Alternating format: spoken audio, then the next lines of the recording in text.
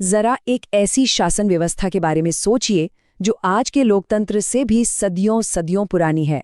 एक ऐसी जगह जहां कोई राजा महाराजा नहीं बल्कि पूरा का पूरा समाज मिलकर फैसले लेता है। और हाँ, जहां न्याय का मतलब सजा देना बिल्कुल नहीं बल्कि टूटे हुए रिश्तों को फिर से जोड़ना है। सुनने में तो ये किसी सपनों की दुनिया की कहानी लगती है ना? लेकिन भारत के ही एक आदिवासी समाज में ऐसी व्यवस्था आज भी जिंदा है। और पता है, कई इतिहासकार और समाजशास्त्री इसे भारत के सबसे पहले गणतंत्रों में से एक मानते हैं। तो आज हम हो जनजाति की इसी पारंपरिक मुंडा मान की शासन व्यवस्था की तह तक जाएंगे और इस दौरान एक बड़ा सवाल भी टटोलेंगे कि क्या लोकतंत्र का आइडिया वाकई पश्चिम से आया है या इसकी जड़ें हमारी अपनी मिट्टी में कहीं ज्यादा गहरी हैं। तो चलिए इस सफर पर निकलते हैं। हम देखेंगे कि ये पहला गणतंत्र आखिर है क्या, इसका 3 लेवल का स्ट्रक्चर कैसा है, ये सजा पर नहीं सुलह पर क्यों जोर देता है, कैसे अंग्रेजों ने भी इसे मान लिया और ये आज के दौर में कैसे काम कर रहा है, और सबसे जरूरी, हम इससे क्या सीख सकते हैं। तो सबसे पहला सवाल, ये मुंडा मान की व्यवस्था आखिर है क्या चीज? चलिए इसे जरा समझते हैं। देखिए, सीधे सीधे कहें तो ये झारखंड के कोल्हान इलाके में हो जनजाति का अपना पारंपरिक सिस्टम है सरकार चलाने का। लेकिन सरकार शब्द शायद इसके लिए थोड़ा छोटा है। ये सिर्फ कोई एडमिनिस्ट्रेटिव ढांचा नहीं है। इसी सिस्टम के जरिए ये समुदाय अपने न्यायिक, जमीन से जुड़े सामाजिक और यहाँ तक के धार्मिक मामले भी सुलझाता है।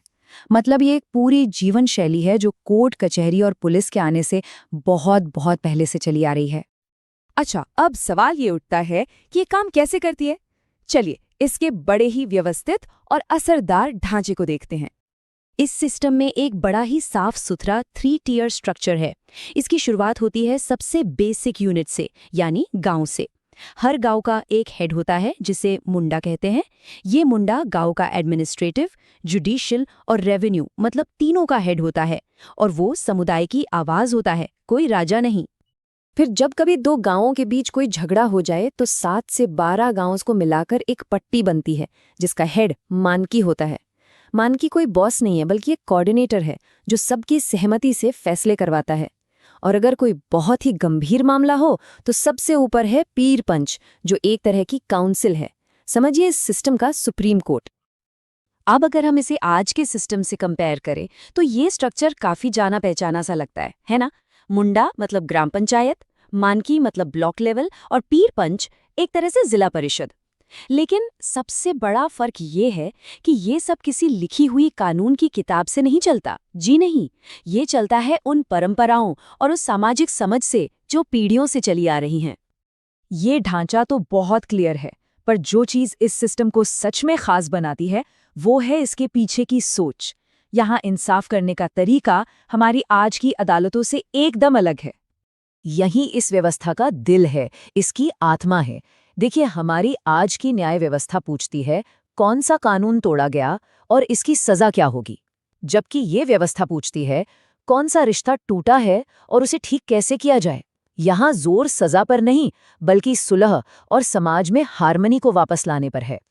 इस सोच को आज की मॉडर्न दुनिया में रेस्टोरेटिव जस्टिस कहा जाता है, जिसे ये समुदाय सदियों से जीता आ रहा है। फैसले बंद कमरों में नहीं होते, पूरी पंचायत के सामने होते हैं।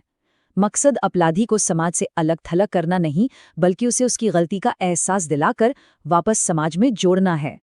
और यही अनोखी सोच जमीन के मामले में भी दिखती है। इस सिस्टम में जमीन किसी एक इंसान की नहीं बल्कि पूरे समुदाय की मानी जाती है। लोगों को जमीन पर खेती करने का हक है, लेकिन वो उसे बेच नहीं सकते, खासतौर पर किसी बाहरी को। और इसी सोच ने सदियों तक उनकी जमीन को बाहरी लोगों के हाथों में जाने से बचाया। अब कहानी में एक बहुत ही दिलचस्प और सच कहें तो हैरान करने वाला मोड़ आता है, और वो है अंग्रेजों की एंट्री। हुआ ये कि 19वीं सदी में जब ब्रिटिश हर जगह अपना सिस्टम थोप रहे थे, तब थॉमस विल्किंसन नाम का एक अंग्रेज अफसर इस इलाके में आया। उसने इस मुंडा मान की सिस्टम को स्टडी किया और वो इससे इतना इम्प्रेस हुआ कि उसने इसे खत्म करने के बजाय इसे बाकायदा मान्यता दे दी। और इसी मान्यता के आधार पर बाद में विल्किंसन रूल्स और फिर छोटा नागपुर टेनेंसी एक्ट 1908 जैसे कानून बने। जरा सोचिए, ये कितनी अनोखी बात है। अंग्रेजों ने यहाँ के लोकल व्यवस्था को न सिर्फ अपनाया बल्कि उसे कानूनी तौर पर मजबूत भी किया। ये उस दौर में इस स्वशासन को बाहरी शोषण से बचाने के लिए एक बहुत बड़ा कदम साबित हुआ। पर क्या ये व्यवस्था आज की इस कॉम्प्लेक्स दुनिया में भी काम करती है, या ये सिर्फ इतिहास की किताबों में रह गई है? इसका जवाब है नहीं। ये सिस्टम सिर्फ इतिहास नहीं है, ये आज भी जिंदा है और काफी रेलेवेंट है। भारतीय संविधान की 5वीं अनुसूची, जो आदिवासी इलाकों के एडमिनिस्ट्रेशन से जुड़ी है, और खास तौर पर पेसा एक्ट 1996, ये दोनों ही इन पारंपरिक स्वशासन प्रणालियों को कानूनी मान्यता और प्रोटेक्शन देते हैं। पेसा कानून साफ साफ कहता है कि आदिवासी इलाकों में ग्राम सभा को अपने पारंपरिक मामलों, अपने रिसोर्सेज और लोकल झगड़ों पर फैसला लेने का अधिकार होगा। मतलब एक तरह से इसने मुंडा मानकी जैसे सिस्टम्स के पुराने सिद्धांतों को ही आज का कानूनी कवच पहना दिया है। तो चलिए अब इन सभी बातों को जोड़ते हैं और देखते हैं कि इस पूरी चर्चा का निचोड़ क्या है, हम इससे क्या सीख सकते हैं। आज की इस पूरी बातचीत से एक बात तो बिल्कुल साफ है कि मुंडा मान की व्यवस्था सिर्फ एक आदिवासी एडमिनिस्ट्रेटिव सिस्टम नहीं है। ये स्वदेशी संविधानवाद, या कहें इंडिजिनस कॉन्स्टिट्यूशनलिज्म का एक जीता जागता उदाहरण है। एक ऐसा संविधान जो किसी किताब में लिखा नहीं गया है, लेकिन पीढ़ियों से एक पूरे समाज को चला रहा है। अगर हम सोचें कि एक गणतंत्र या रिपब्लिक का मतलब क्या होता है, तो 3 बातें सामने आती हैं। पहली, ताकत लोगों से आती है, किसी राजा से नहीं। दूसरी, नेता लोगों के प्रति जवाबदेह होते हैं। और तीसरी, फैसले सबकी भागीदारी और सहमति से लिए जाते हैं।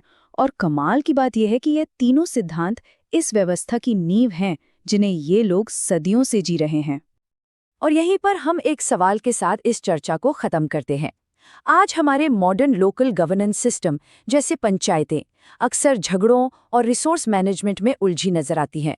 ऐसे में ये प्राचीन सिस्टम, जो सजा के बजाय सुलह पर और हुक्म के बजाय सहमति पर जोर देता है, उससे हम आज क्या सीख सकते हैं? क्या इसके सिद्धांत हमारी आज की पंचायतों को ज्यादा असरदार और ज्यादा न्यायपूर्ण बनाने में मदद कर सकते हैं? इस पर सोचिएगा जरूर।